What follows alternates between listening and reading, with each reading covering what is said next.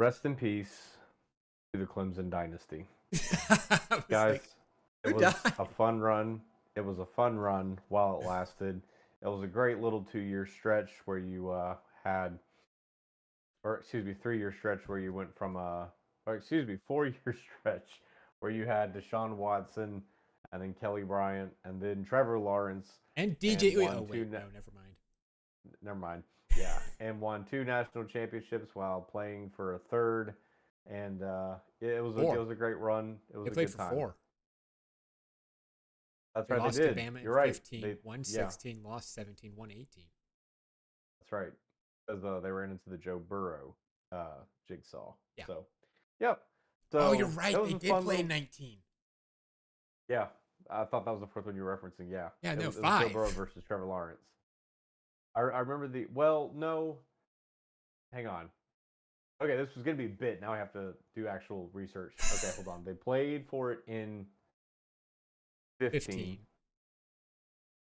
won it in 16 against Bama, went to the playoffs the next year with Kelly Bryant at Mm-hmm. quarterback.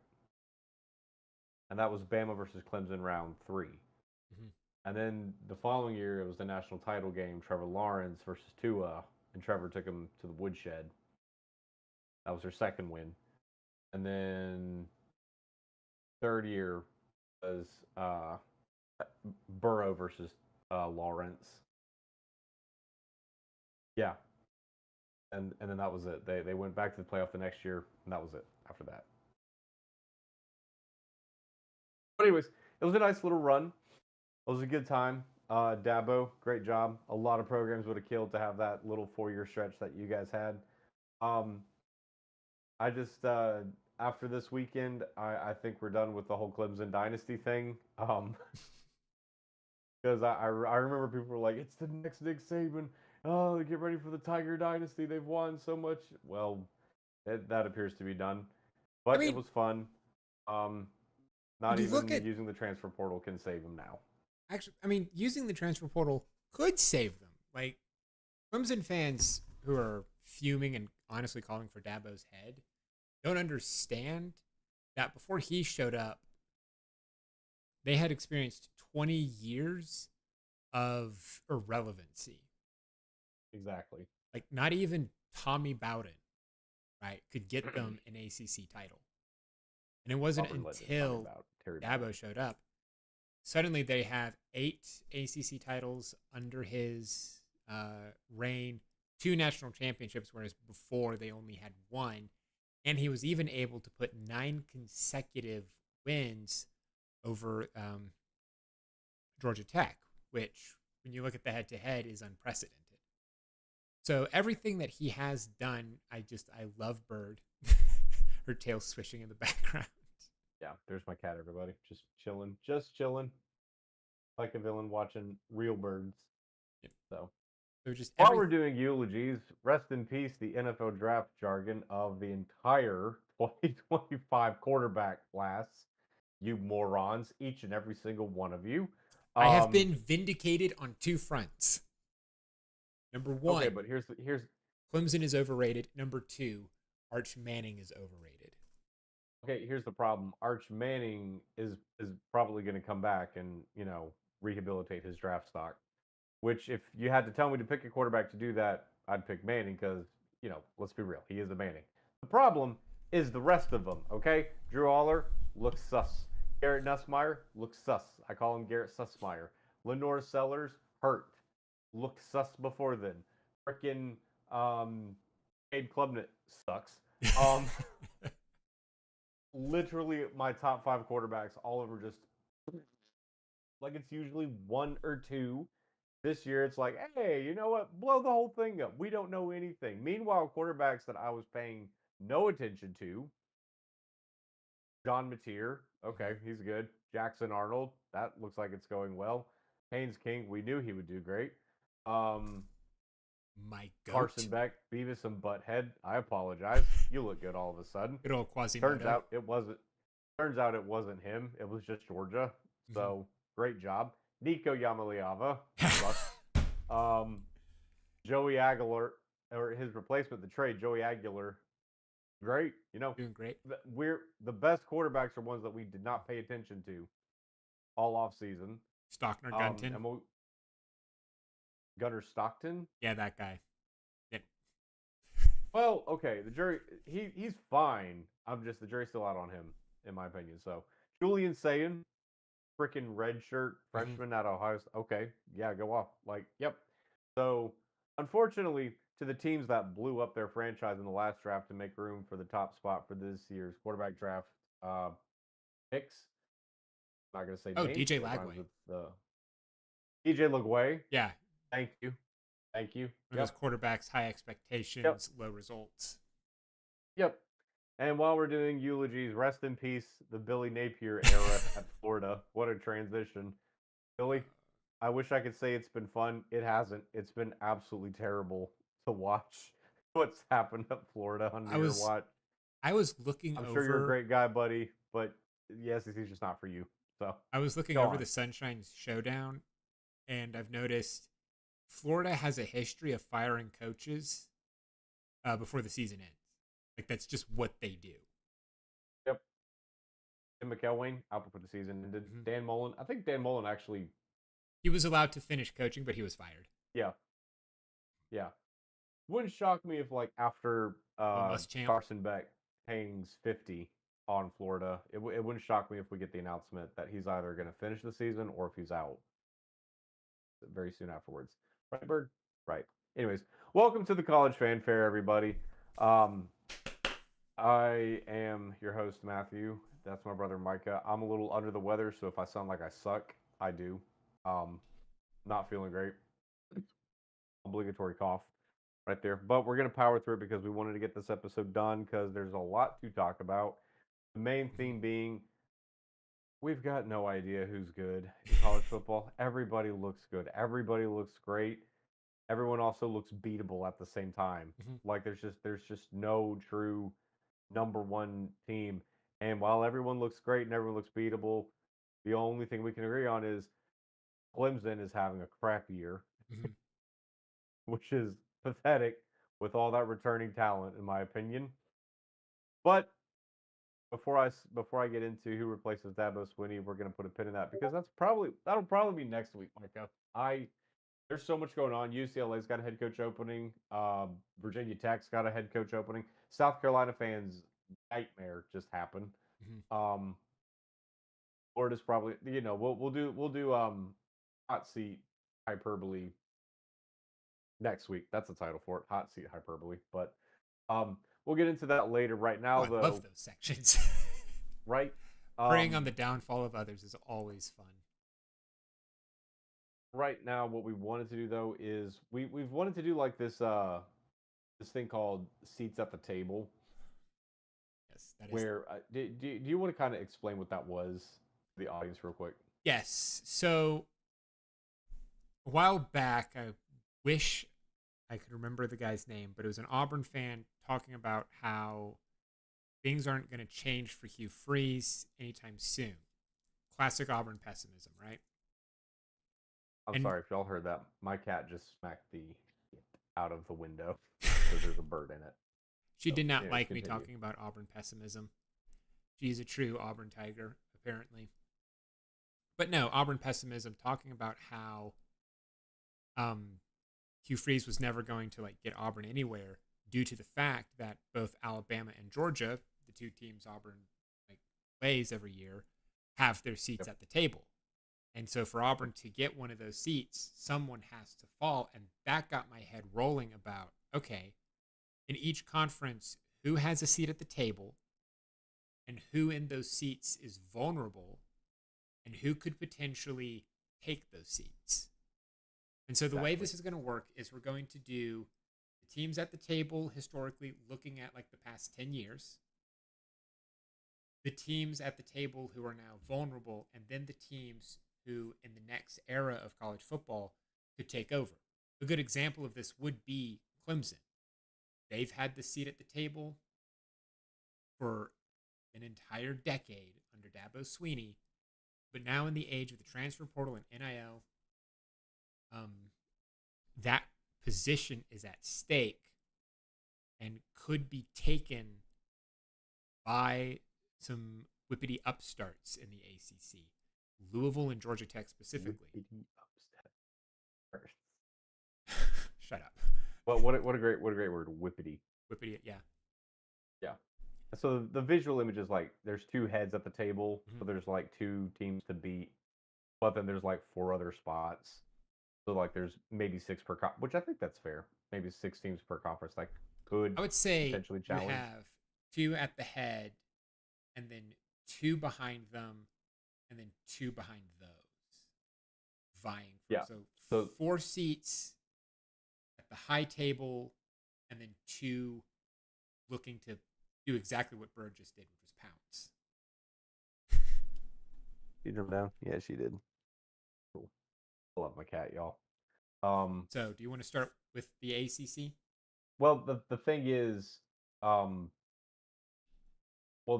like I think that's a week-long series. Like I think every day we would have to break down and discuss everything, and we should have if we played our cards right. We would have done that before the season started. That's my cat leaving. But we didn't do that because what I was going to say is we've hit the point now where it looks like we have not enough room at the table. Yeah. Everybody looks good. So, and you said you were like, you want to just do brackets. I was like, well, no, it's too soon. I want to give it another week or so. Let's do the table discussion. But it looks like there are so many diners at this table. I was like, screw it, let's just do brackets. So we both did. Yeah. So we're bringing you early on, people, and we can like use the table discussion, especially when we get to the first 4 out, because there will be, as we saw last year, the main talking points for the playoff are going to be like who got left out. Like last year, the question was, should South Carolina have gone to the playoff, which they would have if they didn't get ref balled out of the LSU game.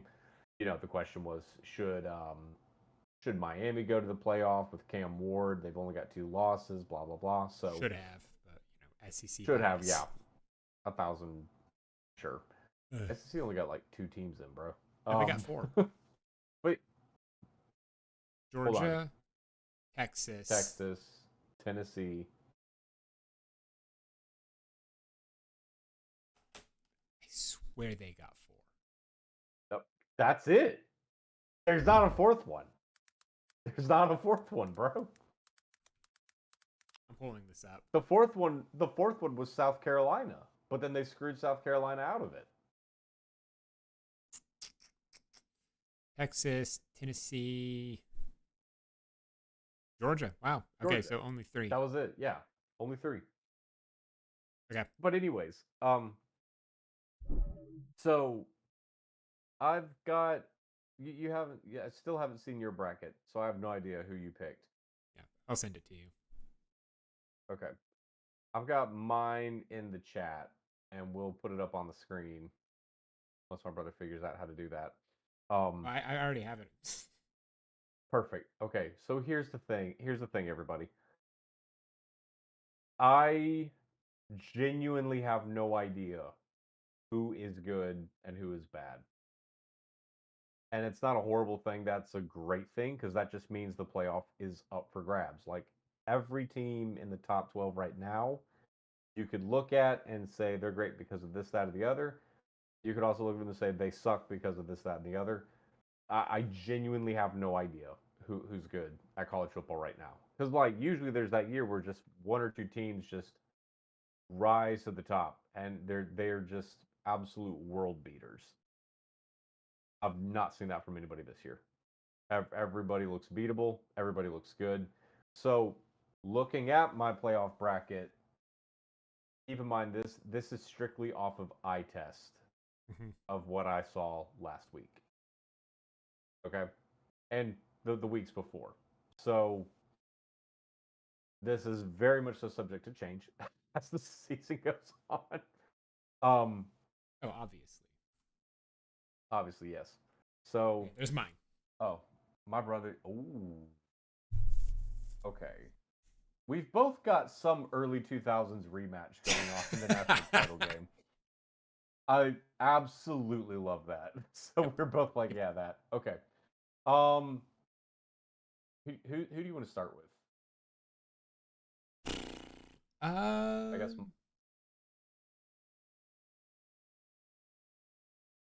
We can start with yours.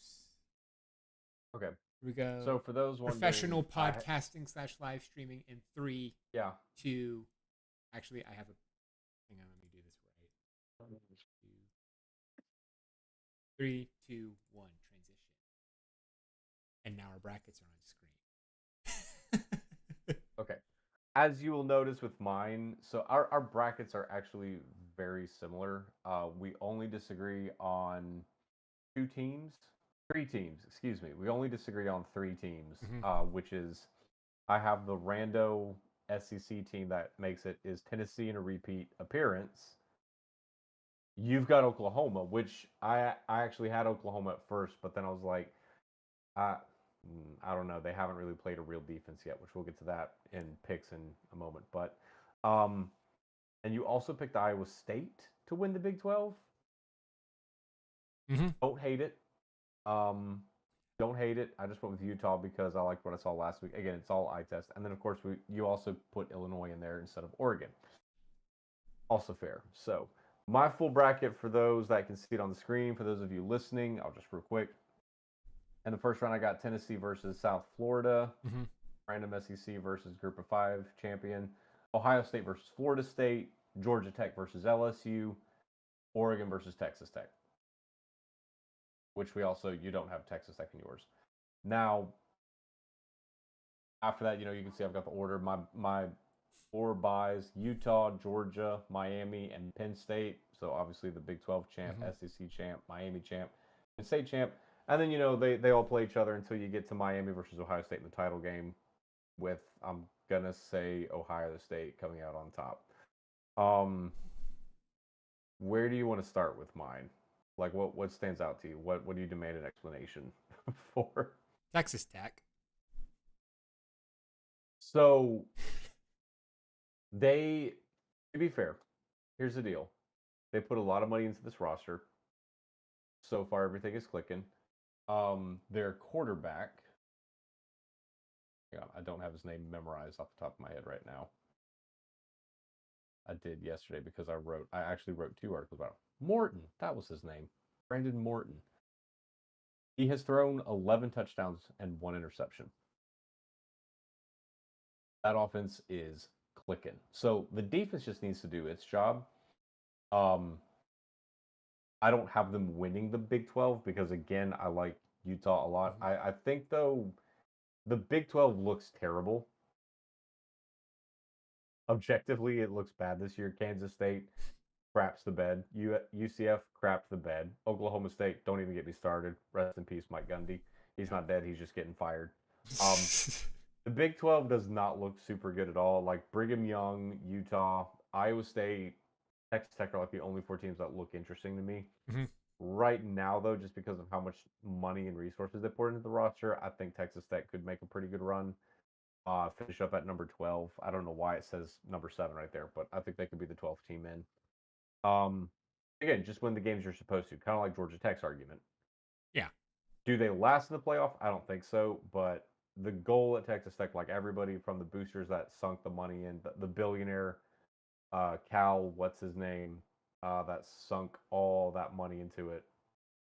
The goal is playoff or bust, and they had the offensive horsepower last year. Like Texas Tech actually ranked in the top 10 in total offense. It's just the problem was the defense. So, well, we'll see. I think they've taken all the necessary steps to fix it thus this far. So, okay. Other than that, we both have Georgia Tech winning their first round. First of all, Georgia Tech being in the playoff, not a long shot. Oh, I love it. I love to see it. no, it's not. It's not. It's great. And we both have them winning their first round. We both have them play LSU. So I imagine our train of thought there is the same, is that Georgia Tech scored more on LSU against that vaunted defense. My train of thought is Haynes King. It's a 14-14 game. or 17-14 game LSU, and then Haynes King runs for 30 yards to make it 21-17. And then Garrett Nussmeier just throws a pick to seal it. Okay. And then he declares for the NFL draft. I think it would be a very low scoring game. Yeah. But I think it would come down to whoever got the ball last, and I think Georgia Tech at this point knows to make sure that Haynes King gets the ball last. Yeah. So put it in his hands. Yeah. Let him go win it. Yeah. Now, even if LSU won this game, I still think they would lose to Miami. Unfortunately, yes. Yeah. Ruben Bain. It's kind of like 2010 Auburn. They've got the best defensive player on the country on defense, and one of the best offensive players in the country on offense. Yeah. Carson Beck and Ruben Bain. So, and I mean, give Carson his flowers. I mean, I don't know what the problem was at Georgia, but it's gone. mm-hmm. And he's throwing it to players that I've never even heard of. So, spreading the ball around the field. Yeah. Georgia, meanwhile, I have winning the SEC. I'm just going to keep picking them until they prove me wrong. Yeah. Please prove. I just don't know if I would. I know, right? But I don't know if it's LSU or Tennessee that they play. But the Vols, did you actually get a chance to watch that game? Between Georgia and Tennessee. Georgia won. Do you think I saw highlights? No, it's fair. But so here's the thing. Mm-hmm. I know it was a case of where Tennessee blew past them in shades of another game that was played Thanksgiving weekend last year, and then Georgia just gets crawled back lucky. and got them. Yeah. Here's the thing. As unfortunate as it was for Tennessee, there's a lot of positives to take away from it, though, which the main one is this team can compete. Like Tennessee, if anything, Tennessee showed that they deserve a playoff spot from that game. Mm-hmm. And Joey Aguilar is absolutely the truth. The Vols 100% knocked it out of the park with their transfer quarterback. The only reason they lost is because the kicker missed the game-winning field goal. That's it. Everything else was clean and crisp for the Vols. So I think if they can just get past Oklahoma, but weirdly enough, I'm not even going to say Bama. I don't think they'll have a problem with Bama. I just, right now, both rosters, I like Tennessee's more. I really think their only other problem is Oklahoma. If they can get past Oklahoma, they'll be fine. And Oklahoma comes to Neyland this year. So that's home field advantage for them. So, okay. Yeah. So, looking at my bracket, what do you have questions about?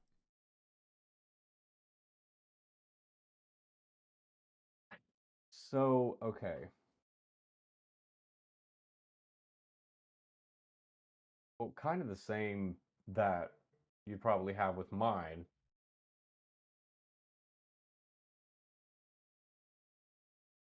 Probably, sorry, I got a phone call.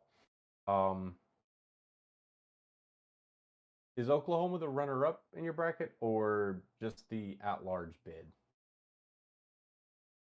In the SEC? Yes. Yes.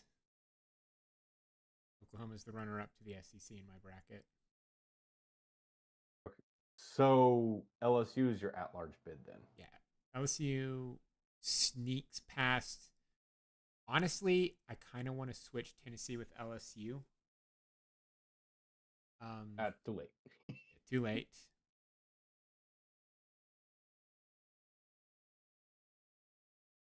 So, just standing as it is. Again, everyone looks good. But at the same time, most of these teams that we have only played cupcakes, and then Miami beat South Florida. And Ohio State beat Texas, but Arch Manning... Miami beat Notre Dame. Yeah, so Miami's like the only true, we've actually proven something twice, beating two ranked teams. I mean, I would also give that to Florida State. They beat Alabama. Yeah, and Alabama actually looks decent. It looks like they've come around, but Miami's the only So, one that's beaten 2 ranked teams. well, that's true. Yeah. And So I Vandy, but think we that's don't why have we're them in the both. playoff. No, but we'll get to that in a second. So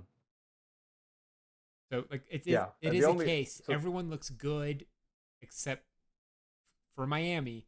No one's really played anyone. Yes, Ohio State so played Texas and Oklahoma played Texas. Michigan. But Arch Manning just doesn't have it together. Like you beat a weakened Arch Manning, so that win looks less impressive than Yeah. it did on the start. One of the things about Ohio State that I found interesting this past week was up until this point, Ohio State looked like Miami does, which was invincible, immortal. And then they were only up 13-3 against Ohio in this by the end of the second or first half. And I looked at that and I thought, Right. they actually look beatable for the first time. So that's another example of just this is like this early in the season making a bracket is impossible because Yeah. you could make It's just arguments because for everyone looks so good. anybody has a good chance. So week 4 again, we should have waited. Hindsight 2020, but Probably. by the time I realized it, I had already pretty much completed this. So we're gonna power through. Might do another bracket next week just because. We'll try to do one like once a month now. That's Yeah. that's the plan I was going to pitch to you. So I mean, yeah, it's week 3, but like surely at this point, because you do have the non-conference marquee games and stuff, you usually have that team that just looks like a world beater. Like, Mhm. gosh, who did I have penciled in last year? Last year I was high on Ohio State. I was high on Oregon. Or no, I wasn't super high on Oregon. Actually, I take that back. I liked LSU till they did the little ref ball thing. South Carolina. um, yeah, I don't know. Usually there's a team where it's like these guys are absolutely invincible and nobody will ever beat them. Nope, haven't seen it yet. And I thought for sure Tennessee Georgia would tell me something about both teams. What it told me is they're both really good teams. So you know, but are you suit? So I see that I've convinced you to get on the Illinois hype train. Yes, but at the same Good. time, they haven't played anybody. And here's Well, they're playing again, it's somebody the same problem today. with everyone else. Is that wow? These guys look incredible against inferior opponents. So you can't punish them for their schedule yet. That happens in Right. November. But you haven't seen proof that they can win a championship, that they're one of the best 12 teams in the nation. So right now, all we have to go on is hypotheticals and wow, that team looks good. But there's so many teams that look good. So picking the teams that Right. are truly great is impossible. Exactly. So, what we are both confident on, like, if I had to pick, gun to my head, if I had to pick like 3 that I was like guaranteed they are going to the playoff, like I feel really good about it. Mhm. Um, Miami, Ohio State, Georgia. Georgia Tech, Okay, yeah, I know you're right. Georgia Tech. Georgia Tech. I'm shocked that you didn't say that, dude. Like, yeah, Miami, Ohio State, or they've got to get past Penn State and of course Michigan, as always. Like every year, those are the 2 games. Um, I think though, just because of the defense, I think they'd get past Penn State pretty easily. And Michigan, no disrespect to Bryce Underwood, but he's a freshman. And granted, so is Julian Sam, but Bryce Underwood's like a true freshman. So, and he played like one against Oklahoma. Yeah. Okay. So we're pretty much in agreement. Because again, Georgia Tech, the only one of the games that they had to worry about was Clemson, and they beat them. So Yep, that is true. hopefully, we are talking about Auburn in the same way You guys got to get once past they beat Oklahoma. Oklahoma. Is that your Yeah, segue? we'll get to that. Is my segue now. That is a great segue. Good job. Yeah, we'll talk more about that in the pajama party right here on the college fanfare. I think last time I went first. Yes. Yeah. So before we get to that, so Georgia Tech coming off a big win against Clemson. Mhm. How does it look for the Yellow Jackets this week? This week, I am excited about. As every Georgia Tech is, every time we play in expected win, you go and hope to God they don't choke. Right. The tale as As old with as everything. time for our programs, both of ours, of like coming off of a big win and then immediately falling flat on your face the next week. Right. But Brent Key shared something he learned from, can you guess who? Marco Rubio. Nick Saban, Okay. the GOAT, which was The GOAT, of course. Saban would always tell his team, more people die on the way down from Mount Everest than on the way up. So what that tells me is Key is like clued in to these sorts of cycles, and he's drawing from the wisdom of the Zeus of college football himself to get this team ready and focused and dialed in.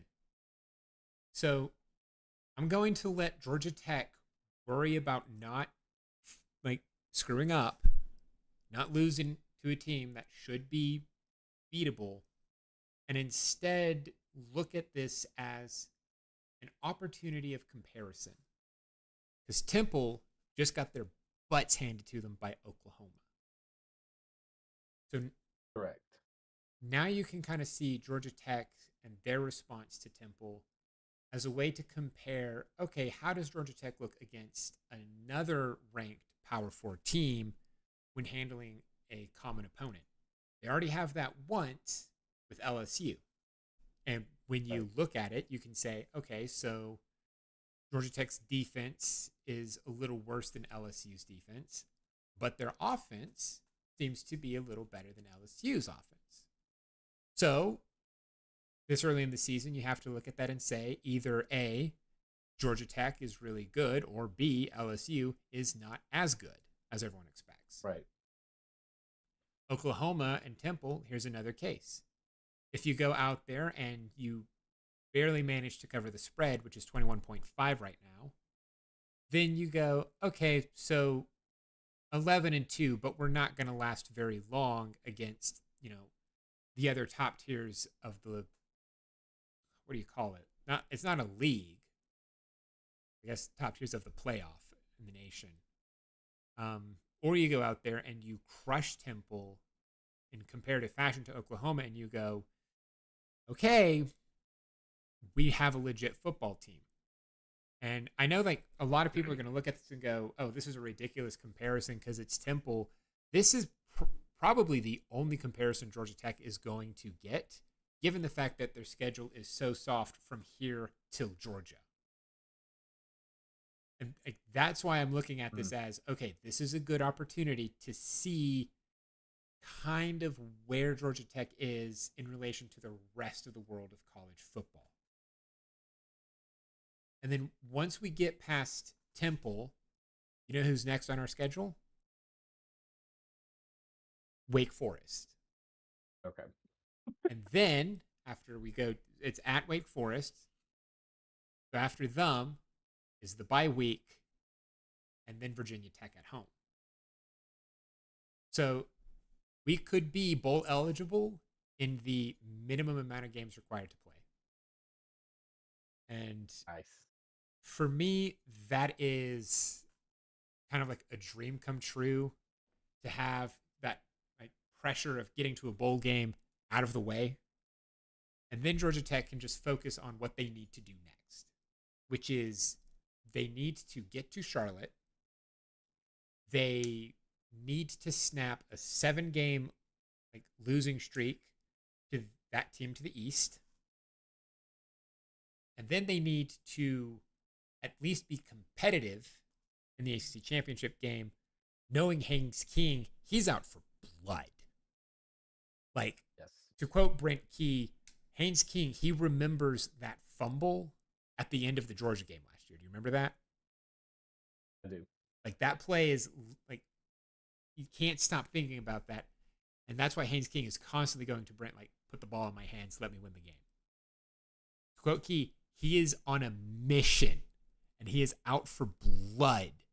Like, he set up a waterbed and slept in the locker room for training camp. Like, he has one goal in mind, and that is A, finish the job against Georgia this year, and B, win the ACC. And knowing how tough and gritty Haynes King is, he could do it. So what needs to happen for Georgia Tech is for the rest of the offense to stop letting him do everything himself. Haynes King can do everything himself, but he doesn't need to. Otherwise, he could get hurt again. If he does get hurt, any pass catcher stepped up yet? Isaiah Cannon and Eric Rivers and Malik Rutherford. Okay.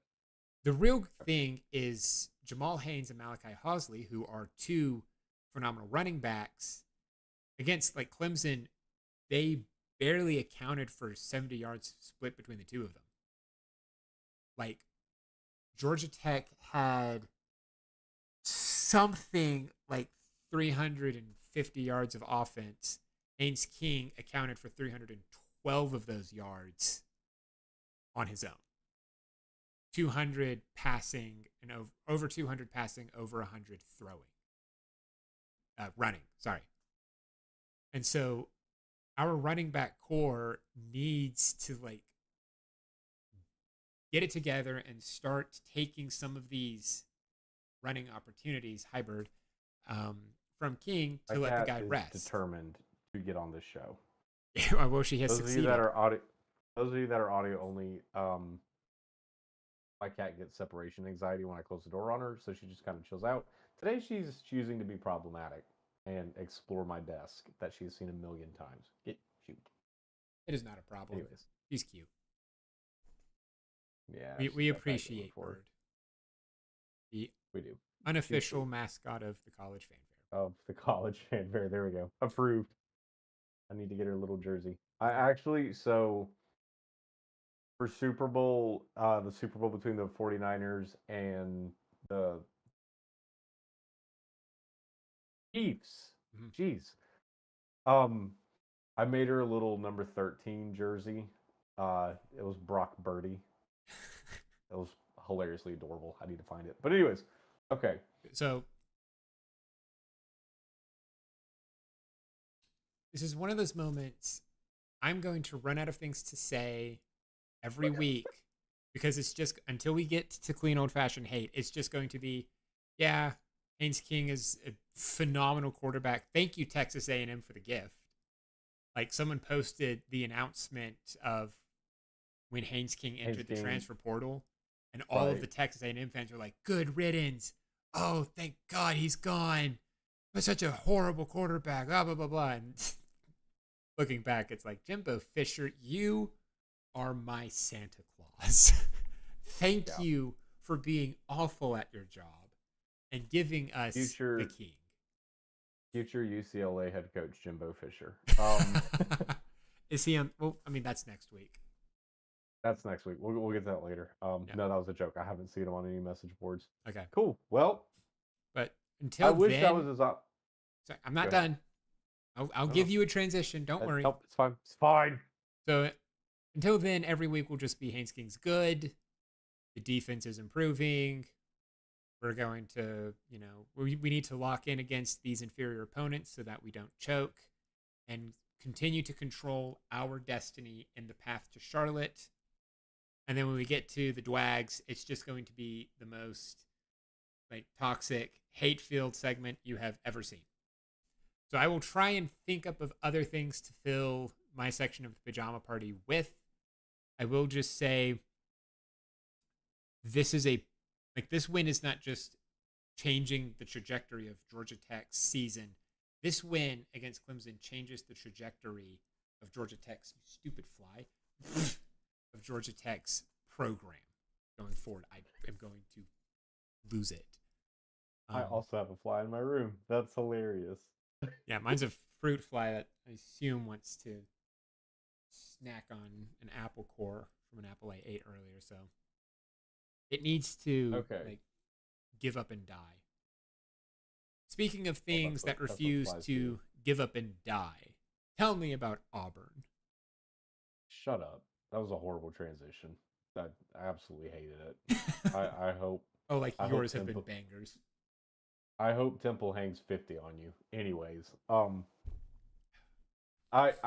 mean I get it that your pajama party segments are basically the same. I wish I had a schedule that was as boring as that for the next 3 weeks because the tune-up is over. Auburn's next four opponents, back to back to back to back, are all in the AP Top 25. Number 11, Oklahoma. Number 16, Texas A, or excuse me, number 12, Texas A&M. Freaking number 6, Georgia, and then number 25, Missouri. Back to back to back to back to back. Which one of those are home games? Georgia and Missouri are home. Oof. And I'm glad we get Georgia at home because Auburn has not won at Sanford Stadium in like 2 decades now. It's become the new Baton Rouge. We won at LSU. We lifted that curse. Now we've got a new curse on us from Sanford Stadium that we have to worry about. But if there was ever a way that Auburn's going to beat Georgia, it would be at Jordan-Hare. And if there was ever a Georgia team to beat, looks like this is one of the ones. If there was ever an Auburn team that would beat Georgia, looks like this would be one of the ones. I'm actually not super concerned about that game at all. For now. I'm sure as Georgia improves, as we get closer to it, I'll have something else to say about that. Honestly, the game that scares me the most out of this stretch we're entering is Texas A&M. Facing a top 15 Aggies who are still pissed that we beat them last year. Yeah. Yeah. They have said it's personal for us when Auburn comes to town. It's personal because we robbed them of a 9-win season, an opportunity to play in the SEC championship game because they had 3 losses to end the year, but one of them was to Notre Dame. So, yeah, they did not take it well, and they look really good right now. Plus, Auburn, it's not the thing where like the away team always won the Texas A&M Auburn game. Um, that hasn't been a thing for like 4 years now, 4 or 5 years now. So it's really anyone's game. But next on the schedule is Oklahoma. And I'll tell you this, we are going to learn a lot about Auburn and Hugh Freeze and the season from the Oklahoma game. Like, I'm glad that Georgia Tech got Clemson. Now you know what kind of team you have, what kind of season you can expect. Auburn's going to find that out this weekend against Oklahoma. Mm-hmm. And if last week was any indication, I'm a little nervous. So Jackson Arnold has not been the problem. What a relief to get to say that the quarterback's not the problem. In fact, Jackson Arnold, if anything, will be the very reason why we win this game because it's his homecoming in Norman. He's pissed off still about how he was treated and everything. Plus, someone pointed out there's no SEC defense that Jackson Arnold knows better than Oklahoma's. True. So, John Mateer has looked good. Yes, I didn't know what to expect of him when he went to Oklahoma. I knew he'd be good, but he looks like a very draftable quarterback. He looks great. Looks phenomenal. He hasn't really played any real competition. Michigan, everybody kind of agrees that they got the nepo treatment by getting ranked. No one thinks they should be ranked. They're still the same Michigan team from last year. So he hasn't really faced any stiff SEC competition. Auburn's defense has been bend but don't break, which isn't awesome. Not exactly what we want. If there was a defense that I felt like was going to beat Oklahoma, though, it would be a defense kind of like that. We're like, sure, if you want to push us down the field, that's fine. But once we get to the red zone, you're not getting in. So I'm also thinking about the fact that the starting center for Oklahoma's offensive line, he's out with an injury. Their top backfield specialist on the defensive line, R. Thomas Mason or whatever his name is, he's suspended for the first half because of a targeting call last week. So he won't be there to apply pressure to Jackson Arnold. Um, I'm also kind of banking on and hoping that maybe the wide receivers haven't been as exciting as we hoped, is because Hugh Freeze just hasn't revealed the full game plan. Like a part of That me, is everyone. classic. Like that is the copium every fan present. Like I do it too.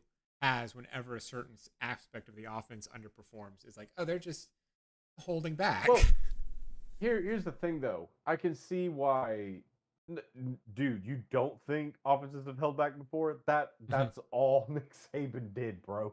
Um, we didn't know what Bama's offense looked like till week 4. And it's the same thing here because imagine having 2 Ferraris in your garage and you just don't take them out to drive. That's Cam Coleman and Eric Singleton Jr. Auburn's got 2 Ferraris in the garage. Yeah. And they're not driving them. One of them is a Ferrari that I happen to personally love dearly. So you better take it out and drive. Well, I think we will. I think we're going to because, someone pointed out, you don't have to tell Hugh Freeze what he has. You don't have to tell him how talented, because all I see on Twitter are Auburn fans complaining like, oh, I'm happy we're 3-0, but we're wasting our wideouts. Like, no, we're not. Hugh Freeze knows exactly what he has. It's just he wants as little tape as possible. So we're just going to play with whatever the defense gives us. And if we have to take a shot downfield, we'll do that. But we're not just going to open up all the slant concepts. We're not going to open up all the wheel routes. We're just going to do the most vanilla basic stuff ever. And yes, it has been very frustrating because, except for Baylor. Baylor was a great game plan because I think he was prepared to open the game book there, but he didn't have to because they just refused for either religious reasons or personal reasons or racial reasons or political reasons. They just refused to stop the run. So, and he was like, well, all right, fine. And so we just ran it down their throat. But I think Hugh Freeze was absolutely prepared to open up the game plan for Baylor. Didn't have to. Ball State and South Alabama come up. You really don't have, surely you don't have to open up the game plan for that. I really do think he's just waiting. And I feel like Oklahoma is about to get a sneak preview. I feel like if you had to make me make a prediction, I think Georgia's going to get the full Auburn playbook experience. I feel like he is little by little leaking it out, and I think he'll have to give us some against Oklahoma. But again, Jackson Arnold understands the RPO that Hughes is trying to run, which is take what the defense gives you. So far, the defense has been letting him run a lot, so he's not had to throw it. Who knows? And here's the other thing, okay? Peyton Thorne threw for 300 yards on this defense last year. Peyton freaking Thorne and your side for 335 yards against this big bad Brett Venables defense. Peyton. Eric better get 1 touchdown. That's all I'm saying. You Eric, I think this is it. One of them will go off. Like if Hugh Freeze doesn't open the game plan for both of them, it'll be for one of them. Like, okay, this is the Eric Singleton show. I don't know. At the same time, Auburn has never beat Oklahoma in the 4 meetings we've played them. So it's not a long history, but we have yet to beat them. If you go off the Baylor tape, this is a team that travels well. Sure. At the same time, there's no quarterback that Brett Venables and the Oklahoma defense know better than Jackson Arnold. So we'll see. I'm very cautious. I can't get super excited about this game. Like I just have to see what happens. There's my reasons for and against why Auburn could or won't win. whoever wins it, though, I will say this. So, we didn't get a chance to do the first four out with our playoff brackets. Yeah. Um, I will go on ahead and tell you. So, my first four out was Notre Dame because, let's be real, they're going to win 10 games against that cupcake schedule, even though they just lost their only two shots at the playoff, right? But Notre Dame was going to be one of the first ones out. Um, Ole Miss was going to be one of the first ones out.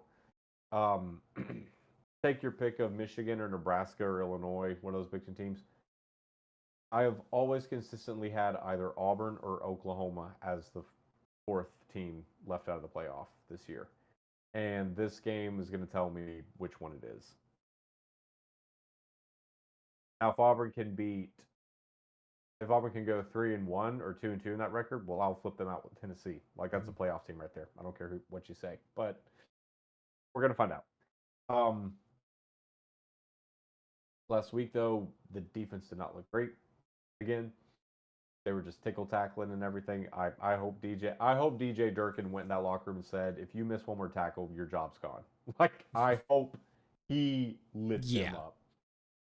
So that's what Auburn needs to do to win the game. I have a prediction for that, but it would be better to talk about that in predictions or picks. So I have a pick for that. That's what I meant to say. Speaking of picks, Whenever you're ready. I'm tallying up the score from last week. For religious reasons, political reasons, racial reasons, business reasons, they just refuse to stop the run. Stupid rant. Okay, anyway. Okay, so you have pulled ahead by 2. You correctly picked Bama, and you correctly picked. Who's the other one? Ole Miss. No. We're still tied because I picked Ole Miss and you picked Arkansas. I said Arkansas because I put a B for you and an R for me, but I put the B in front of Arkansas's name, so it's Arkansas. So we're still tied. Okay. That changes this week. That changes this week. There are too many. This is the week of first half of the phrase omitted and finding out. Yeah. There's several intriguing matchups. There's not a lot of top 25 mono-e-monos going on, but I did go through and cherry pick some of the more interesting ones.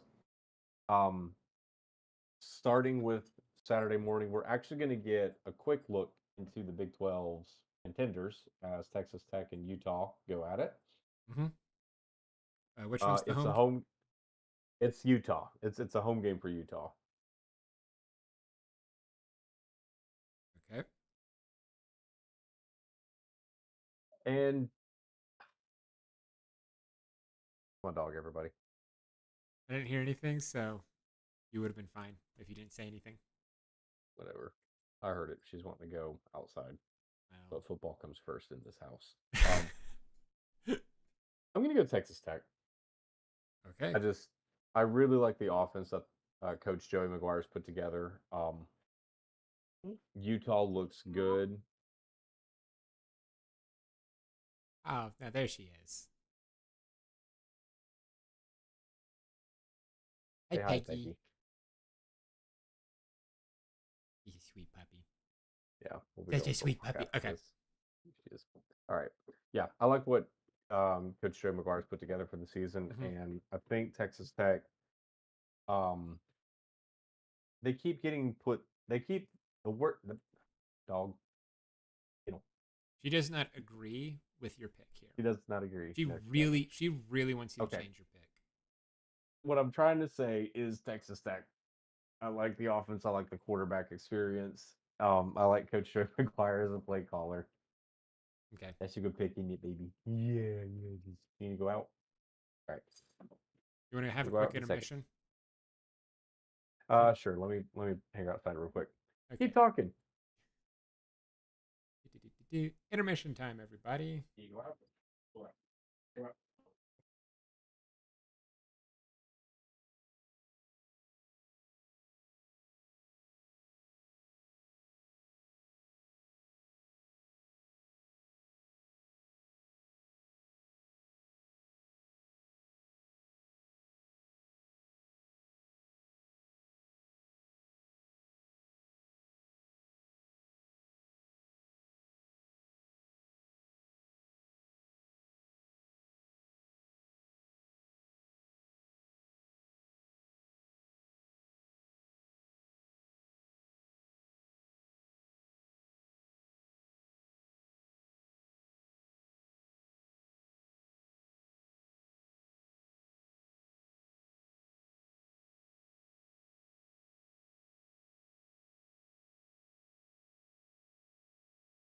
second. I now have NFL highlights playing. Okay. All right. Welcome Cool. back. All right. My dog is outside and happy. So. Good for her. Yep. Okay. Who's your pick? For me, Utah, because I had them in the playoffs. So, stick to my guns, believe in what I know. Makes sense. Arkansas at Memphis. Arkansas. It's at Memphis. Yeah, I'm still going to pick Arkansas. Historically, SEC schools that go to Memphis don't do well there. I'm also taking Arkansas. Nice try.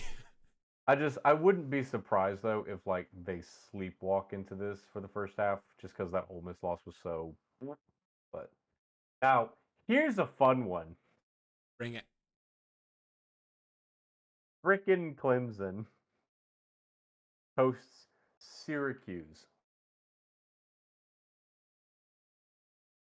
Now here's the thing. Syracuse looked great with Kyle McCord last year. This year doesn't look like they've really missed much of a step. Clemson's bleeding. There's blood in the water. Mm-hmm. Does Fran Brown get him? The only thing that I could see being a tipping point for this game is the fact that it's at Clemson.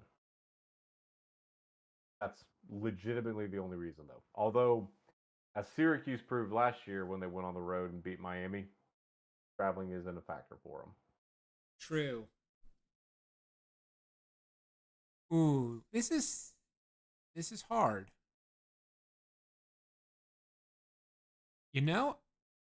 I'm gonna take the orange. This Syracuse orange, not the Clemson orange. The reason why is because of Dabo's crash out at his press conference. That felt like excuses, not motivation. I was also going to take the orange. I have a feeling we're going to agree on a lot of these picks. I mean, we do because we know ball. I'm going to take Clemson. Okay, make it interesting. I'm gonna predict. Yeah, I'm gonna predict a Cade Klubnik bounce back game. Okay. I mean, whoever wins, it's good for Georgia Tech because we play Syracuse later. Right. So if Syracuse can get ranked and like either Clemson gets ranked again or Syracuse gets ranked to make our schedule look better. Georgia Tech versus Temple. I'm taking Tech. Jackets, obviously. Yeah. Obviously. Auburn at Oklahoma. I just laid out all the reasons for and against. Last time I picked against Auburn in an SEC game, it was Kentucky, and look what happened. But this is not Kentucky, so I am still going to pick Auburn because, I mean, at the end of the day, Auburn beat Baylor on the road. Like Oklahoma played Michigan at home, and not even a very good Michigan team. Mm-hmm. So I'm just gonna assume that DJ Durkin and Hugh Freeze have a few curveballs up their sleeve, the Sooners. So plus, if Peyton Thorne can throw for 300 on Oklahoma, surely Jackson Arnold can get to 250 at least. You know what? That's true. I'll take Auburn. I'll pick Auburn. Son. You were going to pick Oklahoma, weren't you?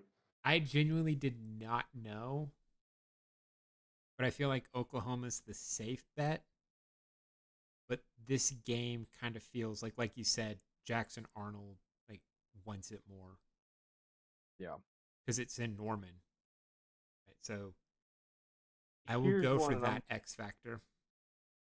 I'm going to go ahead and just pick the upset for this one, okay? Okay. Number 21, Michigan is traveling to Nebraska. Sweet, we disagree. Okay, cool. I'm taking the Cornhuskers. At the end of the day, the question will come down to, because Matt Rule has a history in college football, which is in his third year, the team wins 10 games. Mm-hmm. 100% of the time. That's what's happening. So far, Nebraska, they're undefeated. Haven't really done a whole lot of things wrong. Dylan Raiola, as much crap as people give him about looking like Patrick Mahomes and copying Patrick Mahomes, he plays fine. Like, okay. So no, for sure. I can tell you're Googling it right now. For sure. Go No, look no, up no, I'm not. Dylan Raiola, Patrick Mahomes. He does everything. The little pregame dances or the little pregame habits. Dylan Raiola just copycats Patrick Mahomes. The little when they're calling huddles and stuff, the little hand thing that he Mm-hmm. does that. Like same haircut, same number. His tight end got engaged to his girlfriend just because Travis Kelsey. No, that's a real thing. Like it's insane. But he works, right? Like he's a Right. fine quarterback. So hey, give him as much crap as you want. He's winning games right now. And I I think if the Oklahoma game told me anything about Michigan, it's Michigan does not travel well, and Bryce Underwood still has a lot of growing pains to overcome. Is he good? Yes. Is he going to be good? Yes. Is he going to be good right now? No. Name me the last freshman that just came and just flew off the doors from game one. Right. From game I one. almost said Trevor from game one. Oh yeah, Trevor Lawrence. Tua No, Tagovailoa. nope. Okay, Because who? remember, they were both on the they were both on the bench behind Jalen Hurts and Kelly Bryant. So true freshman that came out and blew the doors off. True freshman. So Bryce Underwood's exact situation came in, true freshman, got the job, absolutely blew everybody out of the water from game number one. Bo I mean, people Nix. are going to be like, well, Bo Nix, but Bo Nix was fine. He was a good quarterback. I'm talking like because Bryce Underwood, all we heard was he was the next um, Caleb Williams. That he was the next Kyler Murray. He was the next big quarterback Mm-hmm. as a freshman. He's looked like a freshman. So You know who's also looked like a freshman? who? Arch Manning. Well, yeah, but he's not a freshman, which is the problem. Um, That's why it's so cool. funny. Tulane is traveling to Ole Miss. Now, here's the thing. This is the makeup game for Tulane. There's So one a game couple you years better ago, mention. I Is this your last one, or do you have one more? Because you need to. no, I have two more. Okay, good. My guy, Because I I have two already more. wrote one down that I was like, we're talking about this one, right?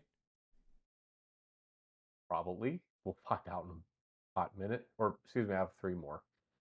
Um, Tulane at Ole Miss. So here's the thing. Last time I watched this game, Mm-hmm. a couple years ago, when Ole Miss had a better quarterback in Jackson Dart and better weapons like Trey Harris to Mm-hmm. throw to. Tulane had Lane Kiffin in fits. And if Michael Pratt, Tulane's quarterback, had been healthy for that game, I darn well believe the Green Wave would have done it. They would have beat Ole Miss. They're in the not the MAC, the American Athletic Conference, the AAC. Mm-hmm. That's not a rollover conference. It's basically on par with the Sun Belt. They don't just roll over and die for you in that Yeah. conference. So this is them making the return journey after Ole Miss went down to Baton Rouge a couple years ago to go play or not Baton Rouge, New Orleans a couple years ago.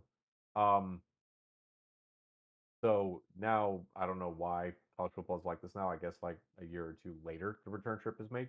Um, so this is Tulane coming to Ole Miss to make that up. Tulane beat the brakes off of Northwestern, a Power Five group that granted's been doing some rebuilding, but John Sumroll is not playing around. He's a good coach. I mean, Lane Kiffin even came out and said he's going to get an SEC job this year. Mm-hmm. I want to pick Ole Miss. It's just last time I saw them play Tulane, Ole Miss had better players and struggled. Austin Simmons just has not convinced me yet. So, am I still going to take Ole Miss? Hesitantly, yes. Ooh. But I don't feel comfortable taking that. I picked Tulane. Okay, then. Before you said anything, I picked Tulane. The Okay. reason why is because Ole Miss is due for an upset. They squeaked by Kentucky. They got lucky against Arkansas with that fumble. Yeah. So they're just due for an upset. Yeah. And Tulane, they can do it. So I think it's time for Lane Kiffin to Lane Kiffin. Right? It's an annual tradition. Happy Kiffining, everybody. So since it wasn't Kentucky or Arkansas, Tulane's going to have to do it. So give me the green wave. So, okay. These next two also ranked versus unranked, but here's the thing. So, it's South Carolina at Missouri. Mm-hmm. There's been no confirmation yet on if Lenore Sellers is going to play. So, last week against Vanderbilt, I watched that game. He got hit on a late hit. It was absolutely a late hit. Had a concussion, had to go out. Luke Doughty took over for the game. Yeah. South Carolina just was not South Carolina after that. Now, is that why Vanderbilt won? Maybe. Because you got to remember last year at South Carolina with Lenora Sellers, Vandy played them to the wire, and South Carolina scraped by. So maybe was it the home field advantage and Lenora Sellers not playing? I don't know. Because Lenora Sellers looked okay in that game until he got hurt. But then he gets taken out of it. Vanderbilt ran away with it. What does that tell us about Vandy? They're really good. What does that tell us about South Carolina? I have no idea. Because if Lenora Sellers comes back and we get back to Beamer ball the way that we think, is this a different ball game? Absolutely. Is he back? I don't think so. There's been no confirmation. At the same time, South Carolina's not exactly that bad. Mm-hmm. I'm trying to talk myself into the Gamecocks because I'm hoping Lenore Sellers come back, but I'm just, you know what? No, I'll take Missouri. I'll assume that our draft round one darling Lenore Sellers is not healthy in time. Now, if he does get healthy, if it's announced he's healthy and he's playing, I'm immediately going to go, cute. Oh, well. Yeah, I'll take Missouri for now. I also took the Tigers, so Okay. All right, cool. So we're unified there. we are unified. Next up, the funnest one of them all. I feel bad for talking about this one. Number 4, Miami. We'll get to the other one in a minute. Hang on. Okay, all right. Number There 4, is another Miami. one. Good. I did say last one. I said the funnest one. Number 4, Miami. And, new Heisman hopeful Carson Beck leads also Heisman hopeful DJ LeGuay on the Billy Napier farewell tour.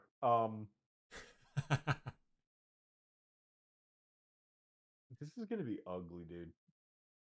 This is going to be ugly with a capital U. I feel bad for Florida. $7 I really feel bad for Florida. Truly. Yeah, Miami. They're gonna run away with it, and then Billy Napier gets fired the next day. And then I get a pizza with whatever you want on it. Are you also taking Miami? Oh yeah. Okay. Lastly, if though, Florida gets the upset, great. But this has been a long time coming. This is coughing baby versus a nuclear bomb. Except the coughing baby also has diabetes. It's N- we're about to watch a murder on live television. Like, Yeah. I don't think And I don't think anyone wants to watch this game we just don't. because of how pathetic it's going to be, but Why College Game Day picked it, I'm absolutely pissed that they picked this one and not the next one we're going to talk about. At the same time, a part of me kind of thinks College Game Day was planning on Florida not being at sucking. least 2-1 and ranked, right? Yeah, exactly. Um, the venue that they should have gone to was number 9 Illinois at number 19 Indiana. Absolutely. The first major ranked Big Ten matchup. All right. Home field advantage for Indiana is about the only reason I can think of they would win this game. Um, Are you going Illinois? I am going Illinois. Ha ha ha. I think Brett Bielema, he's had enough time to get his guys in there, and he can finally like ground and pound the ball the way that he wants to. Much love to Kurt Signetti, the cigarette. It's just Brett's had more time.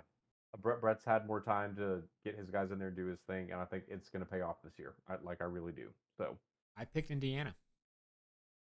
okay, fine, I all right, I think Indiana is more proven in their record right now, whereas Illinois has mostly just beaten up cupcakes. right. Honestly, it doesn't really matter who wins this game because this is one of those games this week that is going to mold the playoff going forward.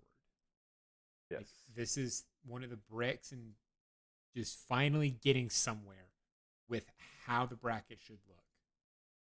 So those are our picks. We disagree on 1, 2, 3, 4, 5. Okay. Someone is going to fall behind this week. Yep. I'm here for it. All right. So, in the meantime, Micah, where can people find and check you out and all that good stuff? I am still on Twitter, known as Not Micah. And you can see some of my 3D modeling and the things I went to college for before AI decided to emerge and start giving me the old glizzy dizzy. ArtStation, M Redding, AVA. You can check me out there as well. What about you? I'm also on Twitter at the Barning Man. I also write for Mike Farrell Sports. It's been fun doing this with you guys. Hope you have a great day. We'll see you next time right here on the College Fanfare. Bye. Peace.